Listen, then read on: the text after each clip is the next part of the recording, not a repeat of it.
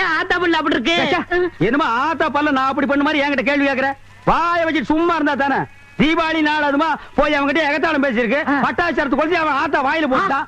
அன்னைக்கு செதற பல்லு தான் இது. இருங்கடுத இந்த வருஷம் பட்டாசு கொளுத்தி 1.5 வாயில. அப்ப என் வாயில வேண்டாம் பாரு, இவன் வாயில போடு. இருங்கடா அரியன் கோண காலத்து இருக்கே. ஆளாளுக்கு எம்பட காட்ட சொந்தம் கொண்டாடுறீங்களா? சொந்தம் கொண்டாடுறதுக்கு நான் மருமவ பாரு என்றா சொல்றா. இது வேறயா? அந்த ஆடு மேய்க்கிற புள்ள உனக்கு மருமகளா வர போகுதோ? ஏன்டா இந்த கத்து கத்துற? எனக்கு மருமகன் சொல்ற? அடியே நான் மட்டும் உனக்கு மாமியாரா வாச்சன்னா அந்த வெடுக்கு நாட்டை இடுப்பெலும்ப கழட்டி ஒட்டியானம் பண்ணி போட்டு போய் சாக்குறத கேட்டுச்சா? உன் இடுப்பெலும்பு ஒடிச்சு ஒட்டியானமா பண்ணி போட்டுக்குமா?